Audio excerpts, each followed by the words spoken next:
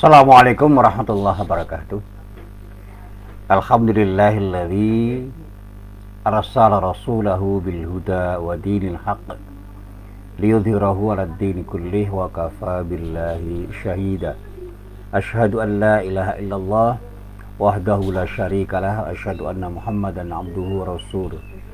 Allahumma salli wa sallim ala nabiyyina Muhammad wa ala alihi wa sahbihi wa man walah. Amma ba'd. Para jamaah yang dirahmati Allah, alhamdulillah pada pagi hari ini kita bisa bertemu lagi, dan mudah-mudahan pertemuan kita benar-benar menjadi pertemuan yang mendapatkan ridho dari Allah Subhanahu wa taala. Amin.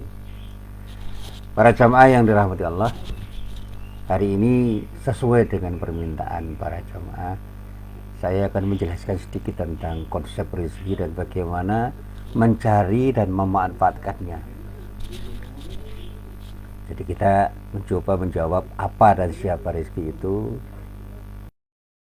dan kita mencarinya, bagaimana kita mencarinya, dan bagaimana kita memanfaatkannya. Ya, tentang mengapa kita cari rezeki, tentu saja semua orang salah paham itu. Karena orang butuh rezeki itu dalam pengertian yang sempit maupun dalam pengertian yang luas. Nah, mari kita coba untuk kita kaji bersama-sama apa sebenarnya yang bernama rezeki itu. Nah, seringkali kita mempersempit kata rezeki itu terkait dengan harta, dan bahkan dipersempit dengan uang. Wah, saya dapat rezeki, itu artinya dapat uang atau sesuatu yang punya nilai ekonomi. Sehingga ketika orang itu tidak mendapatkan atau belum mendapatkan sesuatu yang bernilai ekonomi, tidak dapat harta atau tidak dapat uang, orang mengatakan rezeki saya belum saya dapatkan, saya belum dapat rezeki. Padahal dalam pengertian yang luas, rezeki itu bukan hanya sekedar uang atau bukan sekedar sesuatu yang bernilai ekonomi, tapi segala sesuatu yang bernilai di hadapan siapapun untuk kepentingan hidup kita. Karena betapapun Allah itu memberikan sesuatu yang bisa kita manfaatkan untuk kepentingan hidup kita. Kemarin saya cerita tentang bagaimana orang sekarang sulit mendapatkan oksigen. Itu rezeki dari Allah yang luar biasa, dan kadang-kadang kita tidak bisa mensyukuri atau tidak mampu mensyukuri atau tidak sadar untuk mensyukurinya, karena kita mendapatkannya secara gratis dari Allah Subhanahu wa taala. Bahkan di pagi hari seperti ini saya bisa bernafas lega, karena polusi udara belum seperti ketika siang hari. Dan alhamdulillah ini kita mengambil hikmah dari peristiwa pandemi ini.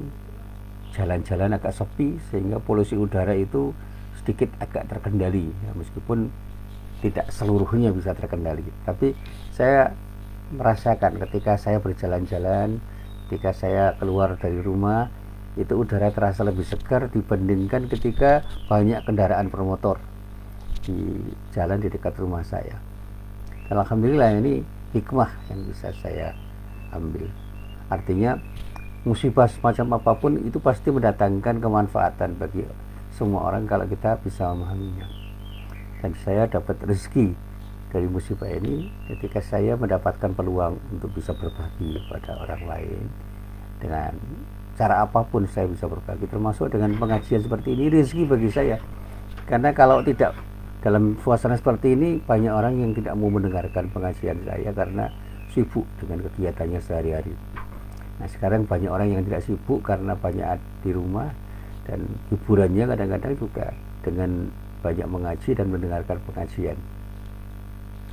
Nah, saya selalu diingatkan oleh teman-teman saya, ayo pengajiannya diisi dengan pengajian yang mengembirakan, menenangkan, memberi harapan. Jangan pengajian-pengajian yang membuat orang resah, membuat orang gelisah, cemas, takut, panik, dan susah.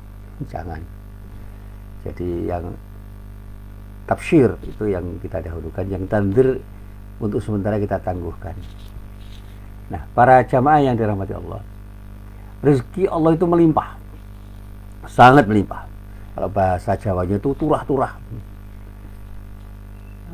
Dalam bahasa teman saya, awake dhewe iki nyaruk-nyaruk rezeki. Artinya apa? Kita ini sudah mendapatkan peluang untuk mendapatkan rezeki dan bahkan mendapatkannya tanpa terduga dari Allah Subhanahu wa taala yang jumlahnya dan nilainya itu tidak terhitung. Dalam bahasa Al-Qur'an, la tuhsuha. Anda tidak akan mampu menghitungnya. Nah, para jamaah yang dirahmati Allah, terkait dengan rezeki ini saya ingin mencoba berwacana begini. Masih banyak orang yang lupa bahwa pemilik rezeki itu adalah Allah. Dan Allah lah yang berkuasa untuk membagikan rezeki kepada siapapun, dimanapun dan kapanpun sesuai dengan kehendak Allah. Jadi sakarabi Gusti Allah dikata orang Jawa. Artinya biiznillah dalam bahasa akhlak kita. Biiznillah itu dengan izin Allah. Tetapi hingga saat ini tidak sedikit orang yang belum paham betul ya bahwa ketika orang diberi rezeki dengan pembagian yang tertentu, itu kemudian sulit bersyukur karena merasa kurang. Jadi saya katakan saat ini itu masih banyak juga orang yang belum bisa mensyukuri nikmat Allah, karena ketika diberi rezeki yang jumlahnya tidak seperti yang diharapkan itu, dia merasa kurang. Sehingga saya katakan mereka itu belum paham tentang apa yang disebut rezeki sesuai dengan kadar yang telah diberikan Allah. Dan orang itu adalah orang yang tidak ridho mendapatkan rezeki dari Allah, sehingga takdir Allah itu dianggap sebagai sesuatu yang menyulitkan bagi dirinya. Sehingga ketika diminta untuk bersyukur, dia mengatakan, bagaimana saya bisa bersyukur? Saya ini orang yang belum dapat rezeki dari Allah sesuai dengan harapan saya.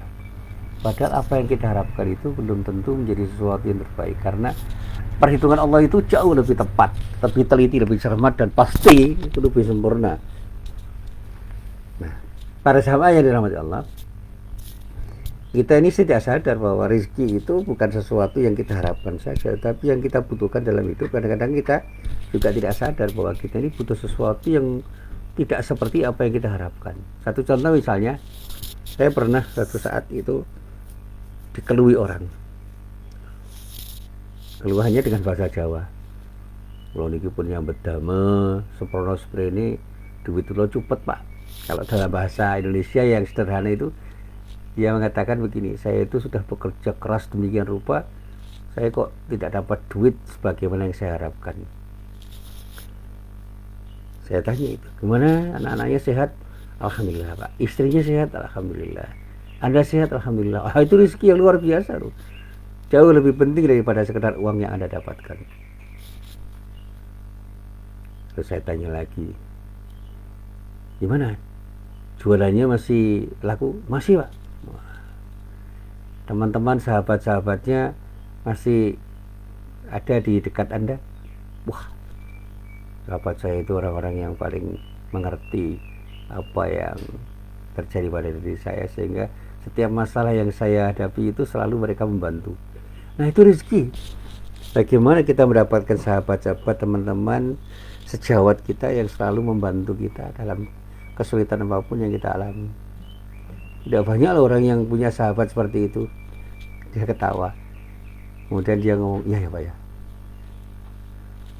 Jadi jangan pernah kita mengukur rezeki itu hanya dengan uang. Satu saat mungkin kita tidak dapat uang, tetapi dapat ketenangan hidup. Saya contohkan satu contoh kecil itu. Saya itu pernah sakit. Dan alhamdulillah saya mendapatkan sesuatu yang menyenangkan saya, karena saya mendapatkan makanan yang pernah saya harapkan akan saya dapatkan tanpa saya duga saya diberi. Meskipun makanan itu sebenarnya tidak enak, tapi karena makanan itu saya harapkan betul, kemudian saya makan. Ya tidak seenak biasanya, karena dalam keadaan sakit makanan itu tidak terasa enak betul.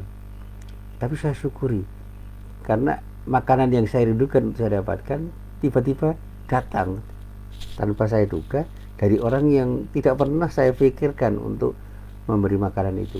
Senangnya bukan main saya.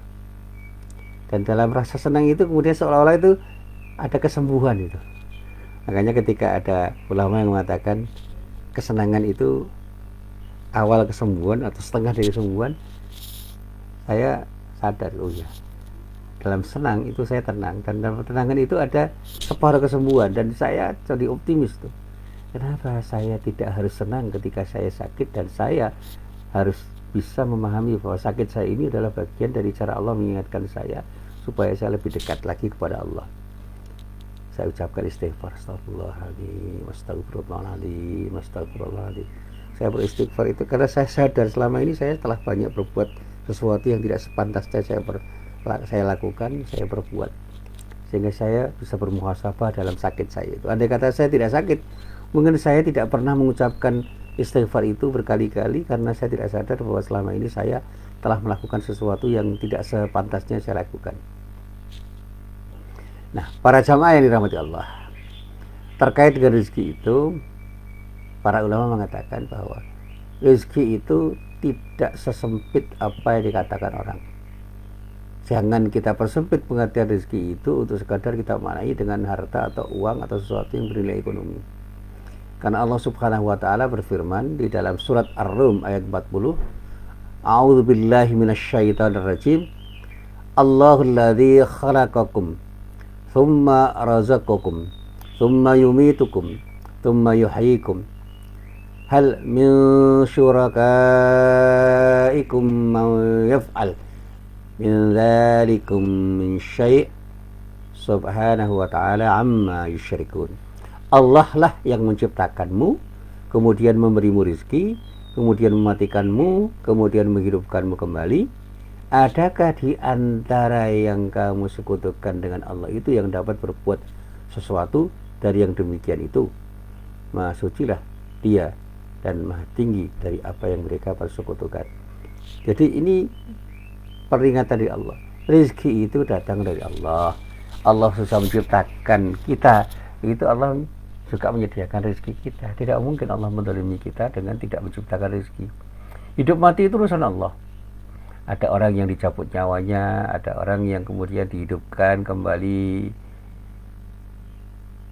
kemudian dia dihisab pada saatnya, itu di hari kiamat. Tapi ketika kita melihat ada bayi yang lahir, itu adalah kehidupan baru yang ditakdirkan oleh Allah untuk seorang bayi yang lahir dari rahim ibunya. Bayi itu kemudian berproses untuk menjadi kanak-kanak, menjadi anak-anak, menjadi dewasa, kemudian tua, dan pada akhirnya juga mati seperti yang lain.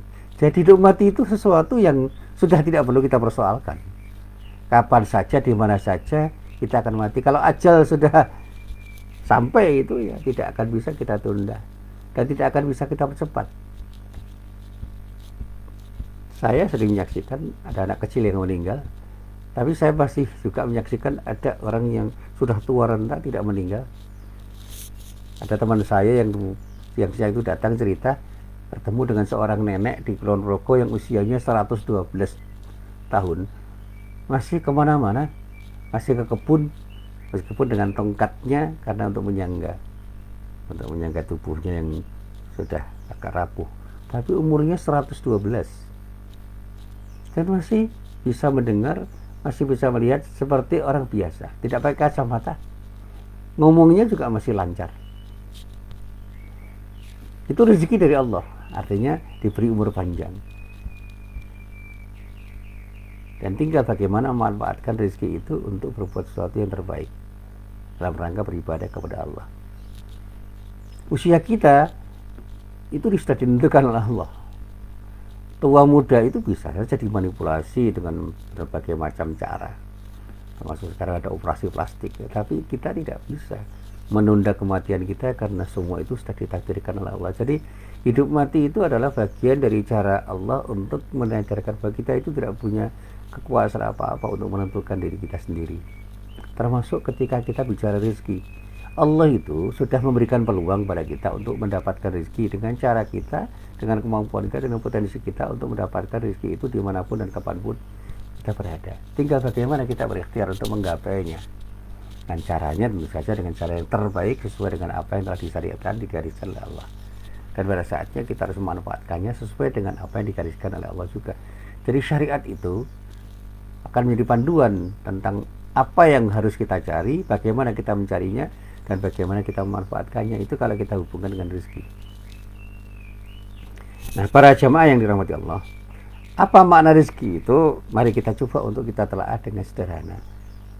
Rezeki atau yang dalam bahasa Arab disebut dengan ar-rizq, secara bahasa berasal dari akar kata rozaqa yarzuqu, rozqon au rizqon. Itu adalah masdar, ya, kata benda yang maknanya adalah sesuatu yang bermakna atau sesuatu yang bermanfaat.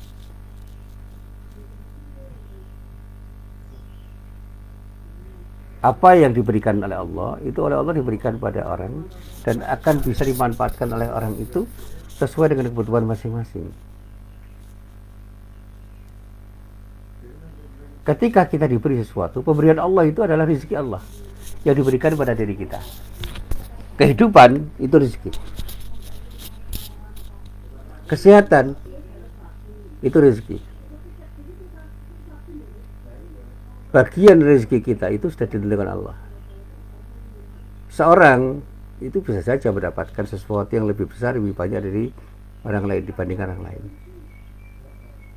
Porsi yang diberikan oleh Allah itu berbeda-beda.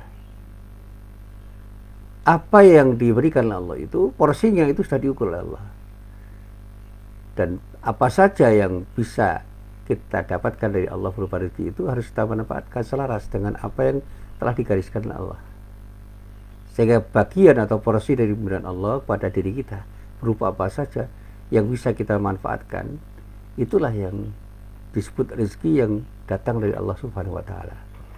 Nah, kalau kita telah ada di dalam ayat-ayat Al-Qur'an misalnya, banyak ayat-ayat Allah, ayat-ayat Al-Qur'an yang berbicara tentang rezeki.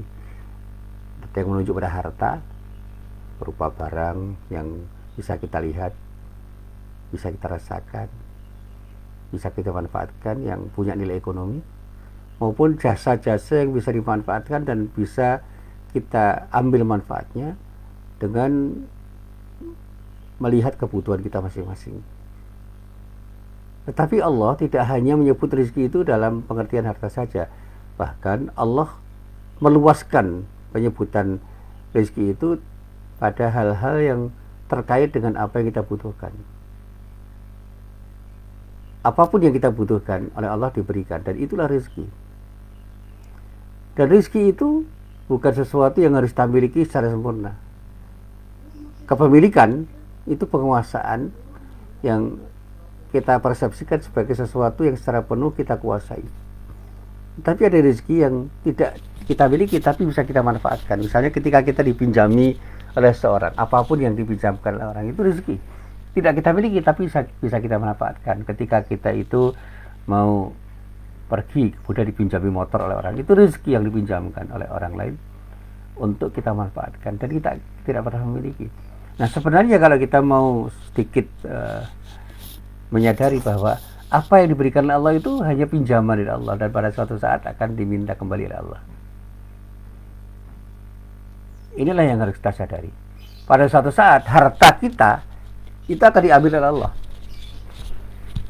Dan pada saatnya kita harus rela. Karena apa? Harta yang kita miliki itu adalah pinjaman dari Allah. Sehingga harus kita tasarrufkan, harus kita gunakan dalam rangka untuk beribadah kepada Allah. Sehingga satu saat ketika harta kita diambil, kita tidak kecewa. Karena apa? Kita sudah menggunakan harta kita itu untuk beribadah kepada Allah. Dan harta yang akan mengikuti kita itu bukan harta yang kita simpan, tapi harta yang kita sedekahkan, harta yang kita infakkan di jalan Allah. Sehingga zakat kita, infak kita, sedekah kita itu adalah sesuatu yang pada dasarnya adalah tabungan kita untuk kita ambil manfaatnya di akhirat kelak. Jadi ketika seorang itu bersedekah dengan harta yang dititipkan oleh Allah pada dirinya, itu sebenarnya adalah sebuah tindakan yang dimanai investasi masa depan. Untuk apa? Untuk kita ambil manfaatnya di akhirat kelak. Dan bahkan kalau kita mau lebih sadar lagi, apa yang kita sedekahkan itu akan dibalas oleh Allah dengan pemberian yang lebih banyak, lebih bermakna, lebih bermanfaat.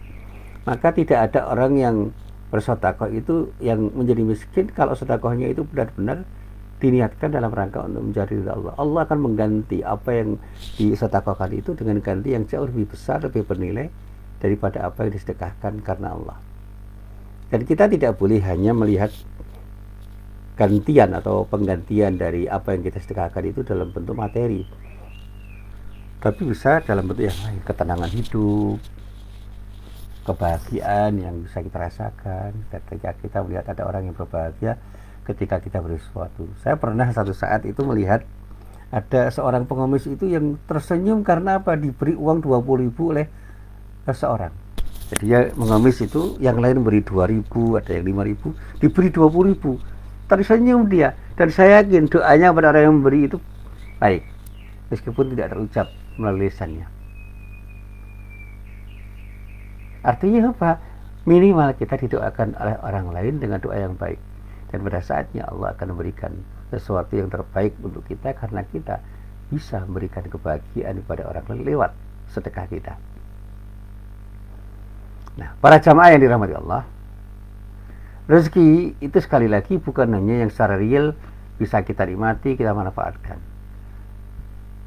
Ayat-ayat Al-Quran itu menunjukkan bahwa rezeki setiap orang itu apa yang dia dapatkan, kemudian dia kuasai, baik yang bisa dia manfaatkan maupun yang tidak dia manfaatkan.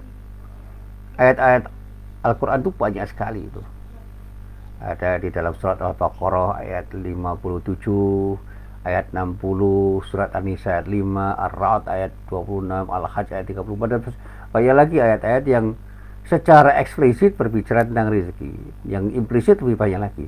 Dan ayat-ayat itu jelas memutlakkan rezeki untuk menyebut semua yang bisa kita miliki, kita kuasai, kita manfaatkan, dan tidak bisa kita manfaatkan secara real maupun yang secara real bisa kita manfaatkan, dan itu semua adalah bagian dari sesuatu yang diberikan Allah berupa rezeki.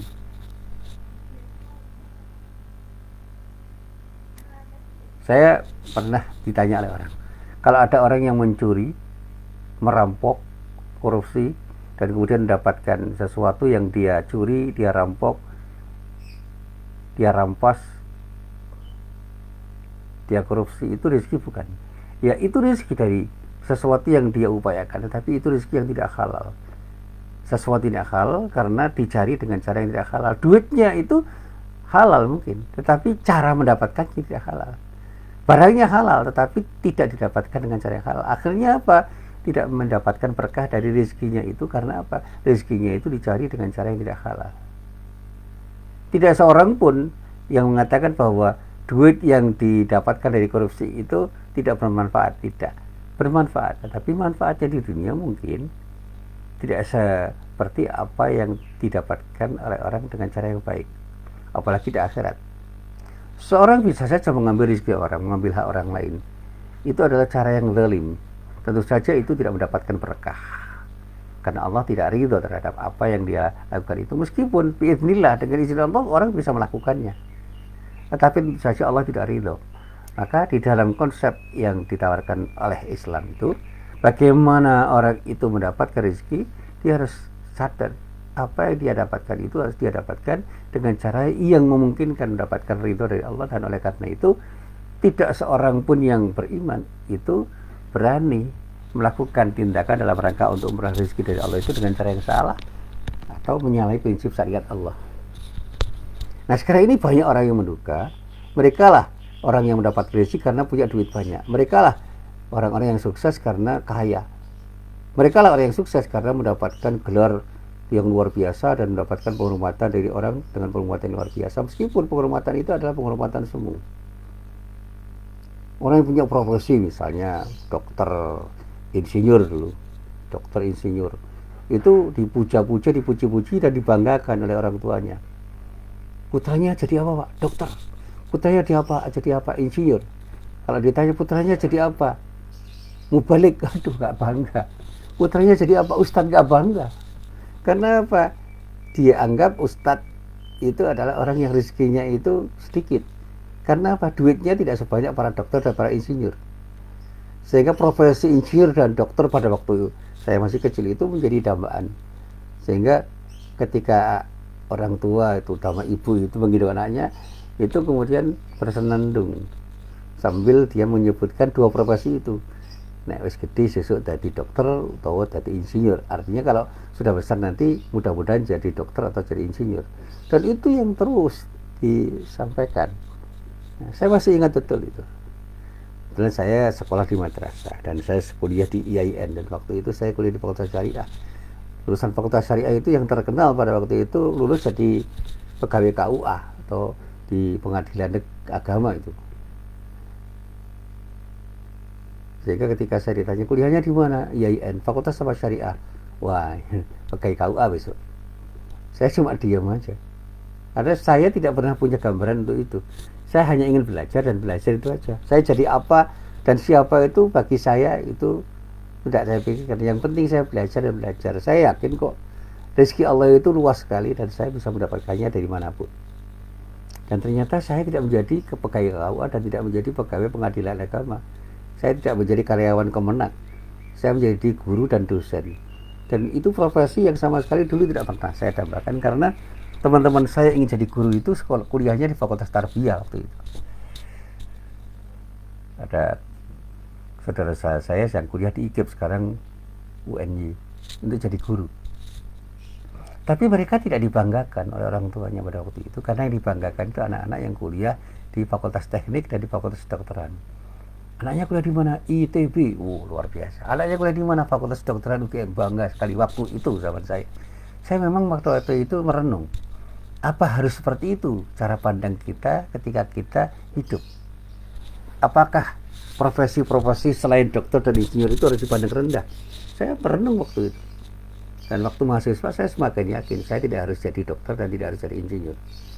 Meskipun saya tidak pernah mencela insinyur dan dokter, karena itu profesi yang mulia juga. Nah, para jamaah yang dirahmati Allah, anggapan banyak orang yang pici atau sempit itu membuat orang berusaha sekuat tenaga untuk mendapatkan duit. Kalau nggak dapat duit, dia merasa belum dapat rezeki. Sehingga faktanya sekarang banyak orang cari duit dengan cara apapun, termasuk dengan cara yang tidak halal.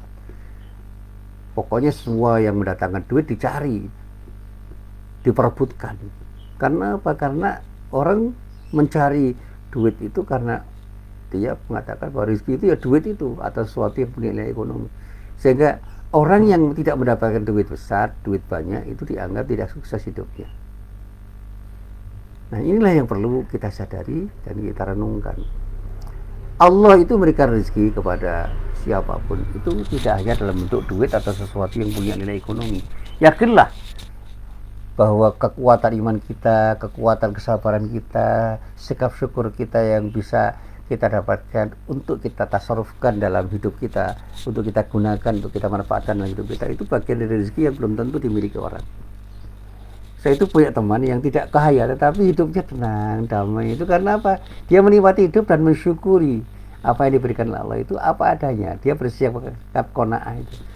Dan dia tidak pernah ngoyo dalam hidupnya. Itu karena apa? Apapun yang dia dapatkan itu selalu dia syukuri dan dia selalu tersenyum.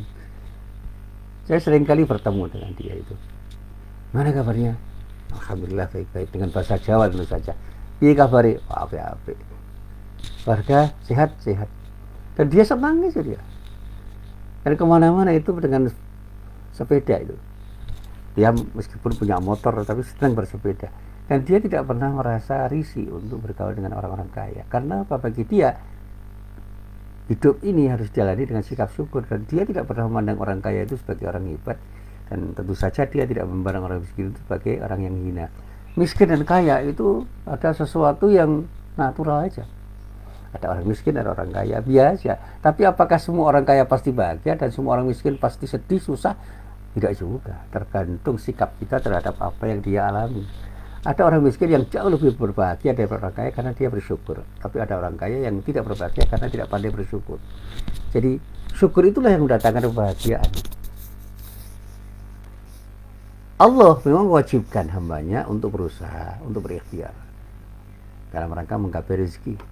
Namun pada saat yang sama, orang juga diingatkan jangan sampai mencari rezeki dengan cara yang tidak halal. Allah akan menanyakan, apa yang Anda dapatkan itu, dengan cara apa Anda mendapatkan dan bagaimana Anda menggunakannya. Jangan-jangan Anda mendapatkan sesuatu yang halal tetapi tidak dengan cara yang halal dan menggunakannya dengan tidak baik. Makanya ketika saya ditanya, apa yang terbaik untuk diri kita? Cari yang halal dengan cara yang halal, manfaatkan dengan sebaik-baiknya sesuai dengan ketentuan syariat Allah. Titik. Jadi kalau saya itu ingin dapat uang 100.000, saya akan mendapatkannya dengan cara yang halal, dan kemudian ketika saya dapat akan saya gunakan untuk sesuatu yang memungkinkan saya mendapatkan ridho dari Allah Subhanahu wa taala.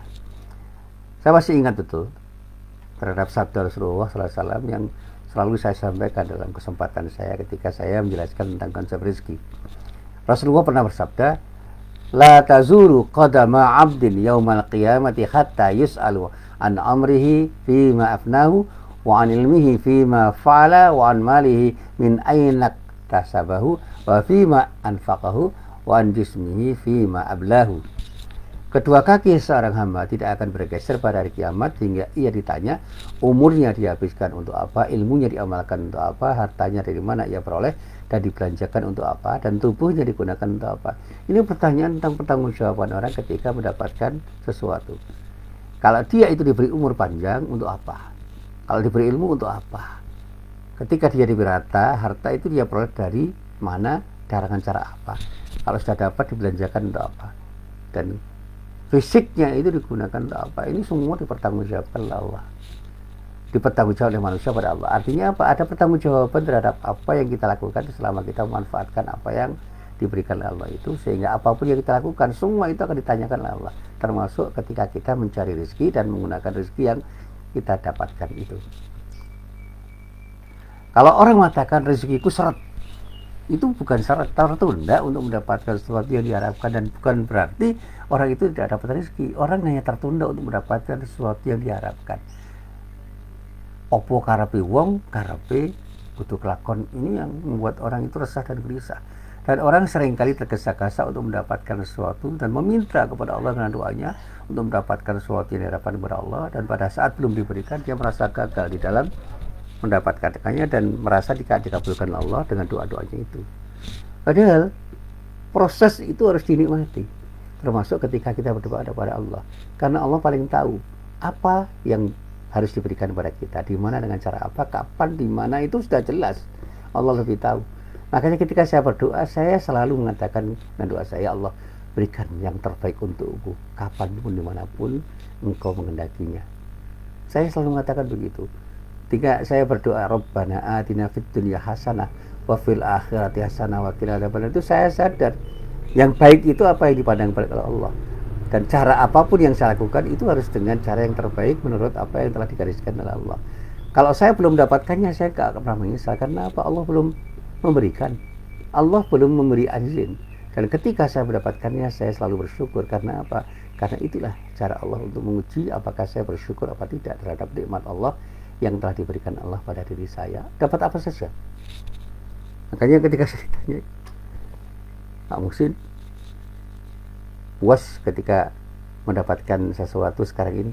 Puas tidak puas, itulah yang harus kita syukuri. Apapun yang kita dapatkan harus kita syukur. Karena dengan sikap syukur itu saya bahagia. Jadi bukan karena kita bahagia lalu bersyukur, salah itu. Dengan bersyukur kita bahagia, karena apa yang kita syukur itu membuat kita senang, tenang, nyaman. Dan saya masih ingat betul sabda-sabda Rasulullah yang selalu saya renungkan itu. Misalnya ketika Rasulullah mengatakan, carilah rezeki dengan cara yang baik, itu selalu saya renungkan.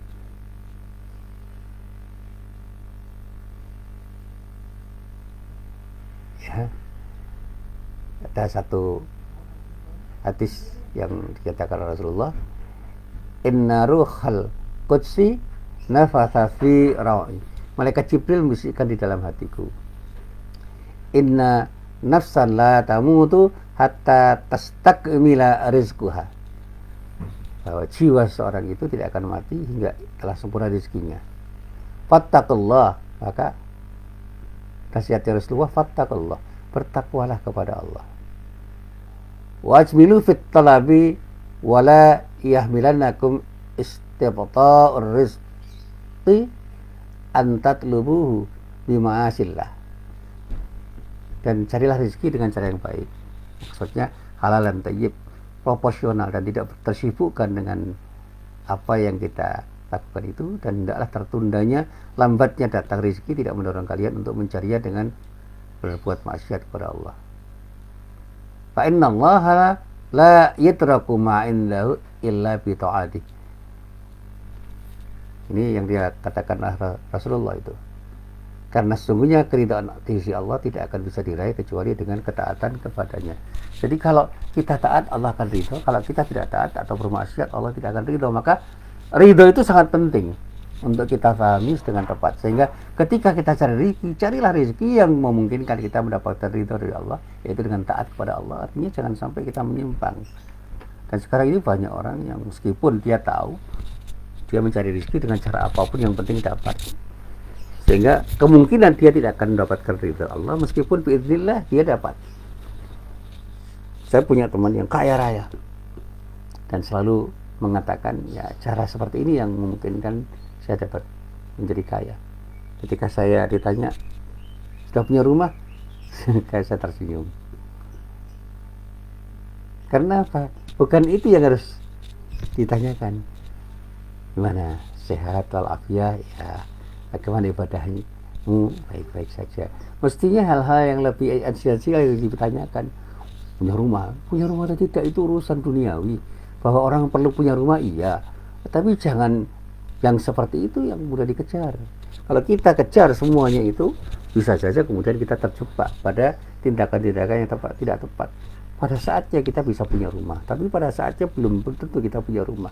Yang penting bagaimana ketika kita ingin punya rumah, kita berusaha untuk memilikinya dengan cara yang terbaik. Saya selalu mengatakan kepada para jamaah saya dan pada diri saya, tentang rezeki, jangan sampai kita menjadikan lupa kepada Allah. Jangan pernah kita ingin mencari rezeki dengan cara yang melanggar tuntunan Allah. Seorang jangan sampai tersibukkan oleh dunia sehingga menjadi pemburu harta dan tidak bisa bersikap tepat di dalam mencari rezeki.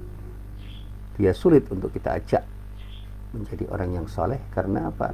Kesalahan yang kita tawarkan itu akan menghambat dia untuk mencari uang. Bahkan Hasan al-Basri, seorang ulama besar, itu pernah ditanya tentang rahasia zuhudnya. Dia menjawab, aku tahu rezekiku tidak akan bisa diambil orang lain, karena itu hatiku pun menjadi tentram.